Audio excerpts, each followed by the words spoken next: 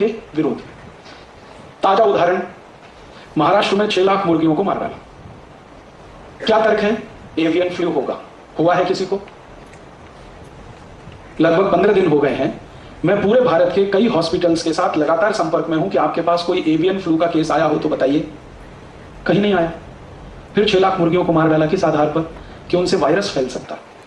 फैला तो नहीं है, फैल सकता है, इसकी गारंटी क्या है? और भारत एक ऐसा अद्भुत देश है दुनिया में जहां कोई भी वायरस जल्दी से फैल नहीं सकता, क्योंकि सूर्य का प्रकाश इतना तीखा है, इतना तेज है कि सैकड़ों किस्म के वायरस तो ऐसे ही मर जाते हैं। यूरोप में यह समस्या है कि वहां बहुत तेजी से वायरस फैलते हैं, क्योंकि साल में 9 महीने सूर्य का प्रकाश नहीं होता है। यूरोप के सभी देशों में आप जानते हैं, एक साल में 9 महीने सूर्य का दर्शन नहीं होता, और साल में 6 महीने तो -40 डिग्री सेंटीग्रेड तापमान होता है।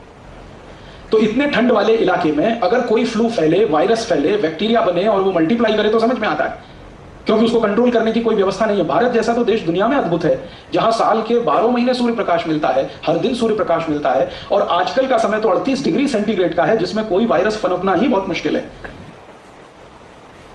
और इसी कुतर्क के आधार पर 6 लाख मुर्गियों को मार डाला बेदर्दी के साथ, बिना सोचे समझे कि इन मुर्गियों का हमारे जीवन को चलाने में कोई उपयोग होता है। यह उपयोग नहीं कि वो अंडा देती है और हम अंडा खाते हैं, उससे ज्यादा बड़ा उपयोग है जो हमें आज तक पता नहीं चला है। इस प्रकृति के चक्र को नियमित रखने में मुर्गों की बहुत बड़ी भूमिका है।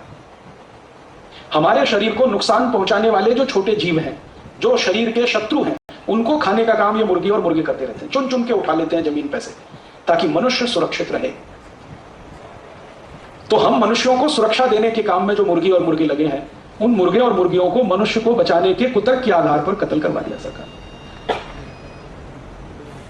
ऐसे अगर हमारी सरकार को चलाने वाले नेता हैं और ऐसे हमारे देश को चलाने वाले अधिकारी हैं, तो भगवान इनको जल्दी से उठाए और इनको उसी गति में पहुंचाए जिस गति में 6 लाख मुर्गियां अभी पहुंचाई गई। जल्दी से इनको उठाए, क्योंकि इनका बोझ अभी सहा नहीं जाता। मैं कुछ दवा के क्षेत्र में काम करने वाली कंपनियों के बारे में एक दो जानकारी देना चाहता हूं, जो उस तरफ मैंने नहीं दी थी। ये कंपनियों की जो इनिशियल पेड अप कैपिटल है दवा के क्षेत्र में काम करने वाली, उनमें से एक कंपनी है बायर। उसकी मूल पूंजी इस देश में 6 लाख रुपए बस, और उसका 1 साल का नेट प्रॉफिट 154 करोड़ रुपए। दवा के क्षेत्र में इतना मुनाफा होता है। इसी तरह से एक कंपनी है साइनामेड, उसकी मूल पूंजी इस देश में 40 लाख रुपए है और उसका नेट प्रॉफिट 115 करोड़ रुपए। इसी तरह से एक विदेशी कंपनी है, उसका नाम है सीवा गायगी, मूल पूंजी 70 लाख है और 1 साल का प्रॉफिट 114 करोड़ रुपए, और ये टैक्स देने के बाद का प्रॉफिट है। तो आप सोच लीजिए, थोड़ी सी पूंजी लगाकर दवा के क्षेत्र में इनके भयंकर मुनाफे हैं। और ये मुनाफे का प्रतिशत अगर निकालें तो कई कई कंपनियों का मुनाफा प्रतिशत 20,000 तक है। 20,000% तक वो मुनाफा यहां से लूट रहे हैं। 200, 250, 300% तक तो सामान्य कंपनियों का है, बाकी तो 20-20 हजार% तक वो भारत में मुनाफा कमा रहे हैं। मुझे अब आपको इन कंपनियों के बारे में एक और आखिरी बात कहनी है, वो ये कि समय समय पर इन कंपनियों को अपनी दवा बेचनी है, और दवा बेचनी है तो उसके लिए माहौल बनाते हैं, वातावरण तैयार करते हैं। और वो वातावरण और माहौल कैसे तैयार किया जाता है, उसका ताजा उदाहरण है स्वाइन फ्लू। स्वाइन फ्लू आ गया, स्वाइन फ्लू आ गया, स्वाइन फ्लू आ गया, सारे देश में हल्ला हो रहा है। अखबारों में फ्रंट पेज पर खबर छप रही है, टीवी चैनलों पर दूसरी न्यूज ही नहीं है सिवाय इसके कि स्वाइन फ्लू, स्वाइन फ्लू। हर दिन कैंसर से 1500 लोग मरते हैं औसतन, और 1200 लोग करीब करीब दमा, अस्थमा, ट्यूबरकुलोसिस से मरते हैं। हृदय घात की बीमारियों से 800 से 1000 लोग हर दिन मरते हैं।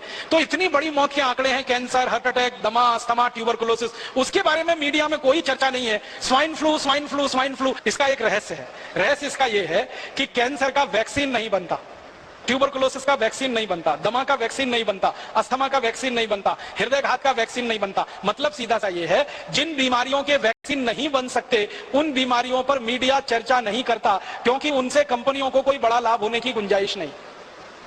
स्वाइन फ्लू का वैक्सीन बन सकता है, एवियन फ्लू का वैक्सीन बन सकता है, सार्स का वैक्सीन बन सकता है, और थोड़े दिन पहले एक बर्ड फ्लू आया था, उसका वैक्सीन बन सकता है। तो एवियन फ्लू है, बर्ड फ्लू है, सार्स है, स्वाइन फ्लू है, इन सब बीमारियों के वैक्सीन बन सकते हैं और वैक्सीन बनकर बाजार में बिक सकते हैं, और इसमें विदेशी कंपनियों को मुनाफा बहुत भयंकर है। इसलिए मीडिया में ये सारी खबरें बाकायदा प्रायोजित तरीके से दिया जाती है, छपवाई जाती है, बनवाई जाती है। एक अमेरिकन कंपनी है, वो स्वाइन फ्लू की दवा बनाती है, टेमी फ्लू। और जानकारी यह मिली है कि टेमी फ्लू दवा को बनाते समय वायरस जो है अनकंट्रोल्ड हुआ, नियंत्रण के बाहर हुआ और उसने स्वाइन फ्लू को फैलाना शुरू किया सारी दुनिया। माने एक अमेरिकन कंपनी की बदमाशी से, एक अमेरिकन कंपनी की गैर जिम्मेदारी से स्वाइन फ्लू का वायरस सक्रिय हुआ और सारी दुनिया के 30 देशों को उसने अपनी चपेट में लिया। अब वो 30 देश हैं, वो टेमी फ्लू के ग्राहक हो गए।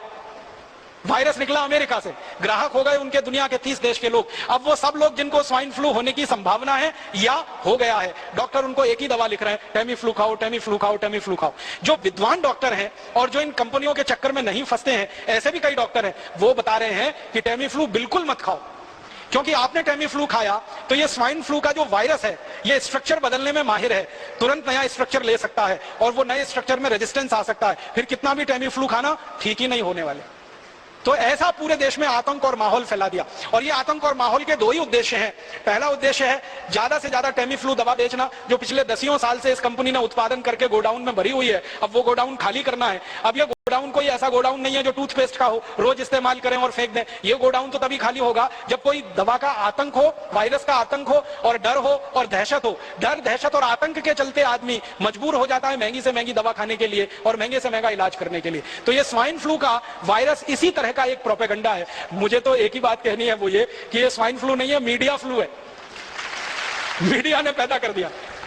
मैं आपको एक पुरानी जानकारी देना चाहता हूं, बहुत गंभीर है, आप उससे अंदाजा लगाइए कि ये कंपनियां कितनी निकृष्ट हैं, कितनी नराधम है। सन 1916 से 1918 के बीच में 2 साल में दुनिया भर में एक बीमारी फैली, एवियन फ्लू। वो ऐसा ही था जैसे स्वाइन फ्लू है, और उस बीमारी के फैलने से सारी दुनिया में कुछ लोग प्रभावित हुए। जो लोग प्रभावित हुए उनकी संख्या बताई जाती है 4.5 करोड़। 4.5 करोड़ लोग उसमें प्रभावित हो गए। और 4.5 करोड़ लोग जो प्रभावित हुए, फिर मैंने ये जानने की कोशिश की कि मरे कितने उसमें से, तो मात्र 6,000 लोग मरे थे। मात्र 6,000 लोग मरे थे। अब उसके बाद क्या हुआ कि ये एवियन फ्लू का वायरस फैला और इसमें 6,000 लोग मर गए, सारी दुनिया में आतंक फैल गया। उस आतंक के चक्कर में एक अमेरिकन कंपनी ने वैक्सीन बना दिया एवियन फ्लू का, और वो वैक्सीन धड़ल्ले से सारी दुनिया में बेचा उन्होंने। और आपको सुनकर दुख होगा, उस वैक्सीन को लगवाने के बाद 60 लाख लोग मर गए दुनिया में, और पता नहीं कितने अपंग हो गए, कितने विकलांग हो गए। बीमारी आने से 6,000 लोग मरे, बीमारी का वैक्सीन बना और उस वैक्सीन को सारी दुनिया में भेजा गया, फैलाया। सबसे ज्यादा अफ्रीका के देशों में, सबसे ज्यादा लैटिन अमेरिका के देशों में, ब्राजील में, मैक्सिको में, चिली में, कोस्टारिका में, कोलंबिया में, फिर अफ्रीका में, नाइजीरिया में, सोमालिया में, इथियोपिया में, दक्षिणी अफ्रीका में, रोडेशिया में। तो अफ्रीका, लैटिन अमेरिका और भारत में भी हुआ था उसका। वैक्सीन का अंधाधुंध प्रचार हुआ, अंधाधुंध बिक्री हुई, 60 लाख लोग वैक्सीन लगने के बाद मर गए। उसका क्या? एवियन फ्लू में तो 6,000 लोग मरे, वैक्सीन लगने के बाद इतने। माने वैक्सीन कितने खतरनाक हो सकते हैं उसका ये अंदाजा आप लगाइए। अब एवियन फ्लू का वैक्सीन आया और इतने लाख लोग मर गए। अब स्वाइन फ्लू का वैक्सीन आने वाला है और वो वैक्सीन हिंदुस्तानी और दुनिया भर के लोगों को धड़ाधड़ लगाया जाएगा। क्यों? क्योंकि स्वाइन फ्लू का वायरस जो फैला है, वायरस से ज्यादा डर फैला है, आतंक फैला है, दहशत फैली है। तो हर आदमी तैयार बैठा है वो वैक्सीन लगवाने के लिए, और एक व्यक्ति को वैक्सीन लगाने का खर्चा वो बोलते हैं 3,000 रुपए आएगा। अब हिंदुस्तान में अगर आप सोच लो कि अगर 10 करोड़ लोग भी प्रभावित होकर वैक्सीन लगवा लें और 3,000 रुपए का एक वैक्सीन आए, तो 30,000 करोड़ की बिक्री तो उनकी हिंदुस्तान में हो गई। अफ्रीका में, लैटिन अमेरिका के देशों में अगर हो जाए, हजारों करोड़ का माल बेचेगी एक कंपनी, और इस कंपनी के पास पेटेंट है 20 साल तक, तो कोई दूसरी कंपनी उस वैक्सीन को बना के नहीं बेच सकती 20 साल तक। और इसी कंपनी के पास दवा का भी पेटेंट है 20 साल का, तो टेमी फ्लू दवा को कोई दूसरी कंपनी नहीं बनाकर बेच सकती 20 साल तक। तो 20 साल तक एक ही अमेरिकन कंपनी की मोनोपोली रहेगी, और उस मोनोपोली पर हजारों करोड़ रुपए वो लूटेंगे लोगों के दिलो दिमाग में। इसलिए स्वाइन फ्लू का दहशत, आतंक और डर बिठाया जा रहा है। और मैं इसी संदर्भ में और एक छोटी सी बात करूंगा। आपको याद है थोड़े दिन पहले इस देश में एक आतंक फैलाया गया, hepatitis B, hepatitis B, hepatitis B, hepatitis B. और आतंक और डर इतना फैला कि हिंदुस्तान के लाखों करोड़ों लोगों ने उसका वैक्सीन लिया। आप में से भी किसी ने लिया होगा, बहुत लोगों ने लिया। बैंक में काम करने वाले, बीमा कंपनी में काम करने वाले, रेलवे में काम करने वाले, अन्य पब्लिक सेक्टर में काम करने वाले लोगों को मास वैक्सीनेशन कैंप किए गए। बहुत सारी संस्थाओं ने वैक्सीनेशन कैंप लगाए और डॉक्टरों ने अंधाधुंध ये मास वैक्सीनेशन कैंप दिए। आपको सुनकर हैरानी होगी कि जिस हेपेटाइटिस बी के लिए लाखों करोड़ों लोगों को वैक्सीन लगा दिए गए, वो हेपेटाइटिस बी भारत में बहुत कम होता है। हिंदुस्तान के गंभीर वैज्ञानिकों का कहना है कि 10 लाख लोगों में से किसी 1 या 2 को हेपेटाइटिस बी होता है। और वो ये कहते हैं कि हेपेटाइटिस बी होने की संभावना जिन लोगों को होती है वो लोग भारत में है ही नहीं। वो लोग या तो अमेरिका में, यूरोप में है, या तो अफ्रीका में। भारत में उस ग्रुप के लोग हैं ही नहीं जिन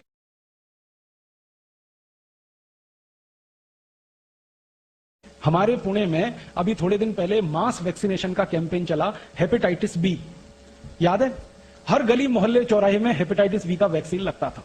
rotary club, Lions club, Rotaract club, Lioness club, Jain संगठन, फलाना संगठन, ढिमाका संगठन, जितनी सहकारी संस्थाएं, सामाजिक संस्थाएं, सबका एक ही काम था, वैक्सीनेशन करो, वैक्सीनेशन करो। क्या हो रहा है? हेपेटाइटिस बी आने वाला है, हेपेटाइटिस बी आने वाला है, हेपेटाइटिस बी आने वाला है। सबसे जास्ती वैक्सीन बिका पुणे में।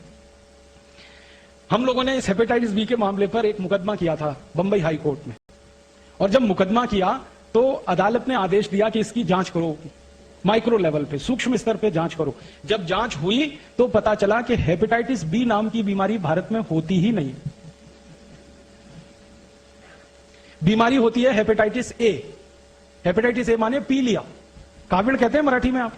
तो ये सामान्य काविड़ जो होता है वो हेपेटाइटिस ए है। ये होता है, सामान्य रूप से होता है, बारिश के दिनों में तो जरूर होता है, क्योंकि पानी में गंदगी आने के कारण ये होता है। तो हेपेटाइटिस ए तो होता है, हेपेटाइटिस बी नहीं होता। और वैक्सीन हेपेटाइटिस बी का दिलवा दिया आपको। आप में से कितने लोगों ने लगवाया? देखो यहीं हाथ खड़े कर रहे हैं सबके सब। और ऐसे ऐसे हजारों लाखों लोगों ने पुणे में वैक्सीन लगवा लिया।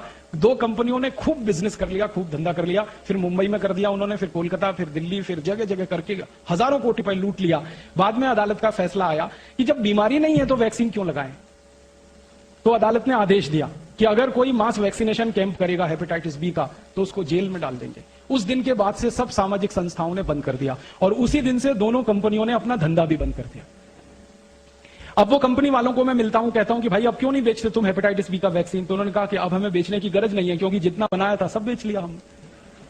अब तो कोई नया वैक्सीन बनाएंगे उसको बेचेंगे, अभी तो हमको हेपेटाइटिस बी बेचने की जरूरत नहीं है। तो हेपेटाइटिस बी का जैसे पूरे देश में डर पैदा करके, आतंक पैदा करके सारे देश के लोगों को जबरदस्ती ये वैक्सीनेशन करा दिया गया, उसी तरह की तैयारी चल रही है स्वाइन फ्लू का डर, आतंक पैदा करके सारे देश के लोगों को जबरदस्ती ये वैक्सीन बिकवाना।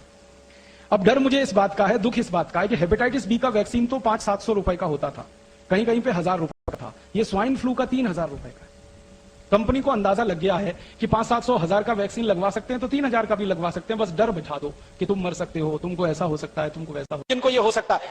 और आपको सबको मालूम है, जो बात गंभीर है वो ये कि जितनी भी वैक्सीन दी जाती है उन वैक्सीनों में उन बीमारियों के ही जीवाणु रहते हैं जिस बीमारी के लिए वो वैक्सीन दी जाती है। अब देखिए कैसा साजिश और कैसा षड्यंत्र है। एक तो बीमारी होती नहीं, होती है तो बहुत कम लोगों को होती है, और होने के पीछे का जो कारण है कि वो कीटाणु और जीवाणु मरते ही नहीं है उस दवा में भी, और वो हमको अंधाधुंध लगाया गया। लाखों करोड़ों का बिजनेस करके कंपनी ने मुनाफा कमा लिया। जो स्वामी जी कहते हैं कि सामान्य प्राणायाम करें, योग करें, तो उसी से हम ठीक कर सकते हैं अपने आप को। उसके लिए लाखों करोड़ों रुपए इस देश में बर्बाद हो गए, हम लुट गए, हमारी आंखों के सामने लूट लिया लोगों ने, हमको मूर्ख बना के लूट लिया। तो कभी हेपेटाइटिस बी के नाम पे, कभी स्वाइन फ्लू के नाम पे, कभी एवियन फ्लू के नाम पे, कभी सार्स के नाम पर, कभी बर्ड फ्लू का कितना आतंक फैलाया था। थोड़े दिन पहले हजारों लाखों मुर्गियां इस देश में कट गई।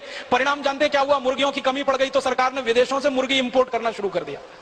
अंडों की कमी पड़ गई तो विदेशों से अंडे खरीदने शुरू कर दिए इन्होंने। और अब ये स्वाइन फ्लू के नाम पे बता रहे हैं सुअर को काट रहे हैं, फिर थोड़े दिन में सुअर की कमी होगी तो सुअर का मांस विदेशों से खरीदेंगे, हिंदुस्तान में बिकेगा। ये सारे के सारे मार्केट की उनकी रणनीति है। धंधा करना है, माल बेचना है, उनको आपके स्वस्थ रहने से, बीमारी से कोई लेना